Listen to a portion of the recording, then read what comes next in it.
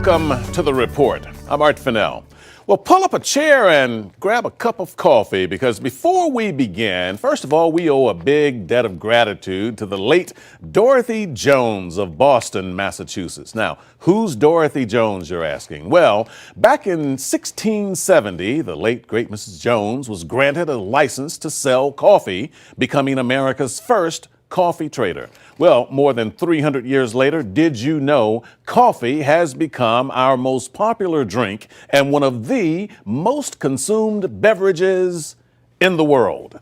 Get this, the power of Joe, no matter how you take it, gives us that extra jolt in the morning. And for some others who take their coffee decaffeinated, they just enjoy that, well, soothing taste. From Asia to Africa, from Europe to Central and South America, make no mistake about it, coffee is a multi-billion-dollar commodity around the globe.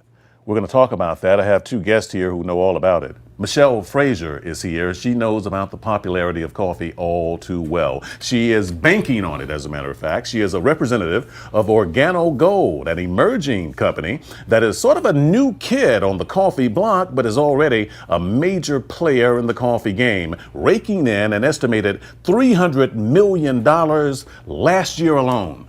Wow. Also here with me is Professor Bryant Simon. Professor Simon is a professor of history and director of American Studies at Temple University, and he is also the author of the book, Everything But Coffee, Learning About America from Starbucks. Thank you both for being on the program here, and as we look at your book there, and we've had you on this program to talk about that before. This is a fascinating subject, timely, because as we sit here, we all have our cups. And it's not until you really start to drill down into these numbers that you see just how big this coffee explosion really is. But of course, though, Professor Simon, you knew that all along, didn't you? Well, there's one number you didn't include, which is maybe the most impressive. Coffee is the second largest traded commodity in the world. Wow. What's first? Oil. Wow. I mean, think about that for a second. Obviously, caffeine, we can get hooked on it, and that's why we have to have it for that jolt. Michelle, what have you found out about this? Why are we so crazed about coffee? Well, coffee is actually, it's an addiction. And I was just sharing briefly a story about a young lady that I was able to give her coffee because I give my coffee away for free so she can try it. She fell in love with it and she sent me a text at 6 a.m. and I guess I didn't respond to her fast enough, so she called me at 6:15 and said, "I love your coffee and I gotta have the coffee. I gotta have the coffee."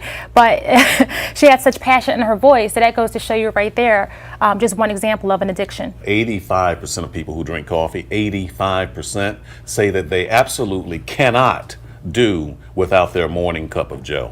If you want to sell a product, it's a pretty good idea to sell an addictive product. Coffee has become a way that we express who we are and how we want other people to see us.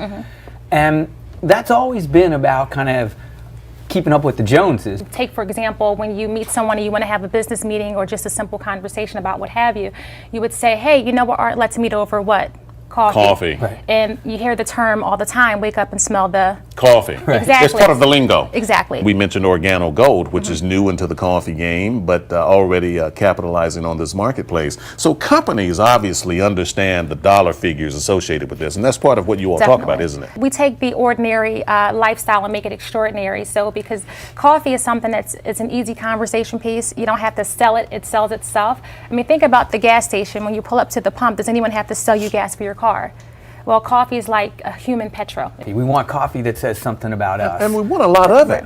We want a lot of it because, again, we've always wanted a lot of it. We're not just drinking one cup in the morning. We're drinking, look at me, I got a cup right here. This is coffee. 3.1 cups a day on average. 3.1 cups a day on average. If you look at colleges around the world, right? Most college students are accepted into college at the age of 17, 18, but the coffee drinkers are actually getting younger. Organo Gold is storming the marketplace, not just as a drink for coffee, but as a dream maker for people wanting to get into business. Talk to me about the business and the coffee of Organo Gold. Definitely an awesome business because of the marketing, how we market the product. We simply give the coffee away, and we give it away and allow the coffee to speak for itself. So you have a lot of individuals who are aspiring to be an entrepreneur and or have that experience in whatever traditional business, if you will. However, this company allows individuals to simply market the coffee, give it away, and earn income off of it. So you have individuals that are able to sell it at retail. You have individuals that are able to become a coffee broker, if you will, and build coffee networks.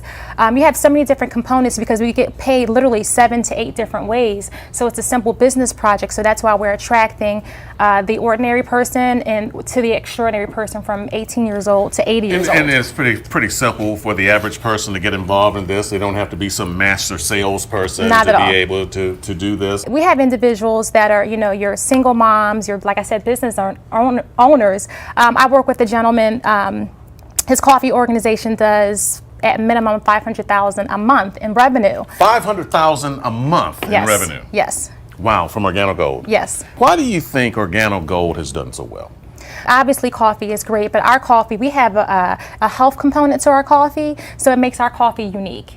Not only that we have the grade A Arabica bean for our coffee, it's pre-brewed. We also partnered with the company Jamaica Blue Mountain coffee as well. But the great thing about it is that it's, like I said, it's unique, and we have that health component to our coffee that makes us different.